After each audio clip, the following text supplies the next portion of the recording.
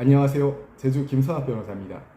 저는 대한변호사협회 공식인증 제주 형사전문변호사이자 제주지방법원 재판부별 국선변호사, 제주지방법원 논스톱 국선변호사를 역임하면서 수많은 형사사건의 변론을 성공적으로 수행해왔으며 현재 다수의 형사사건을 수임하여 변론하고 있습니다. 최근 들어 스토킹 범죄의 심각성이 사회적으로 크게 부각되면서 스토킹 처벌법이 시행되어 강력한 처벌이 이루어지고 있습니다.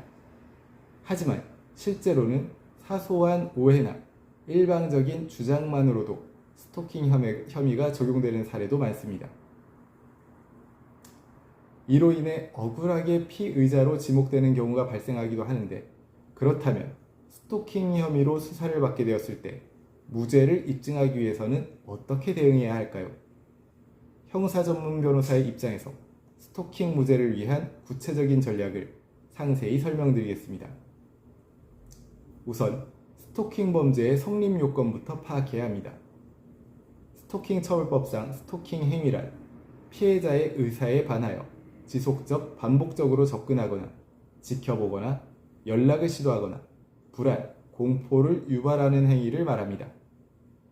무죄를 위해서는 이러한 지속성, 반복성과 피해자의 의사에 반했는지를 집중적으로 따져보아야 합니다. 예를 들어 한두 번의 우연한 접촉이나 상대방의 명확한 거부 의사가 확인되지 않은 상태에서의 연락 시도는 스토킹 범죄로 보기 어렵습니다. 또한 양측 간 일정한 친밀한 교류나 연락이 지속되던 관계에서 갑자기 일방이 문제 삼는 경우도 많아 당사자 사이 기존 관계와 교류 경위에 대한 세밀한 사실관계 정리가 필요합니다. 피해자의 주장만으로 스토킹 혐의가 인정되지는 않습니다. 다만 스토킹 사건에서 가장 흔한 특징은 피해자의 진술에 상당히 의존하는 수사가 이루어진다는 점입니다. 이 과정에서 피해자의 일방적 진술이나 감정적 해석이 과장되거나 왜곡되는 경우도 적지 않습니다.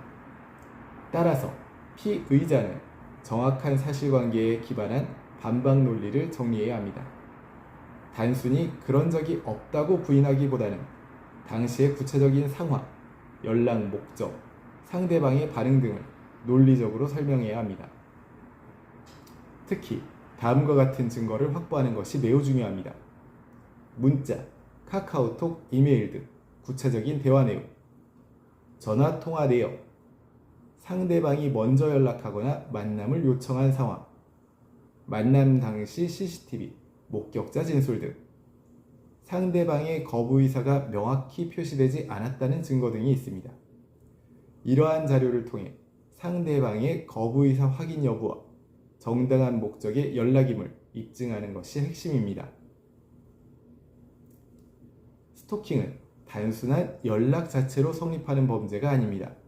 예를 들어 금전거래 문제 해결, 업무상 필요한 연락, 물품 반환 요청 등 정당한 목적하에 이루어진 접촉이라면 스토킹 범죄로 보기 어렵습니다. 따라서 연락이나 접근의 목적이 정당했음을 구체적이고 일관되게 주장해야 합니다.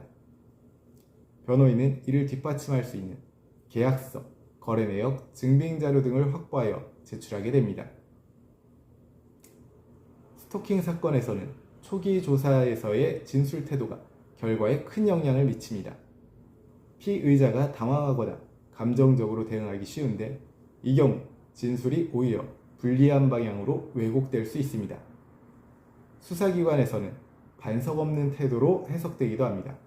따라서 처음부터 전문 변호인의 조력을 받아 일관된 진술 전략을 세우고 사실과 법리를 차분히 설명하는 것이 매우 중요합니다. 피해자와의 갈등이 계속 심화될 경우 합의나 조정을 통한 분쟁 해소 기회를 놓칠 수 있습니다. 무죄를 주장하면서도 가능하다면 초기 단계에서 변호인을 통해 피해자와의 소통이나 중재를 시도해보는 것도 전략적인 선택이 될 수 있습니다. 제주 형사전문 변호사로서 강조하자면 스토킹 혐의는 초기 대응이 승패를 좌우합니다. 감정적으로 대응하기보다는 차분하게 증거를 준비하고 법리에 기반한 방어를 준비하는 것이 최선입니다. 현재 스토킹 혐의에 대한 법률적 도움이 필요하시다면 언제든지 제주 형사전문 변호사 김성학 법률사무소를 찾아주시면 신속, 정확한 해법을 제시해드리겠습니다. 조금이나마 도움이 되셨으면 합니다. 감히 최고라고 자부할 수는 없지만 여러분의 권리를 지키고 항상 최선의 결과로 만족을 드리는 제주 형사전문 김성학 변호사입니다. 감사합니다.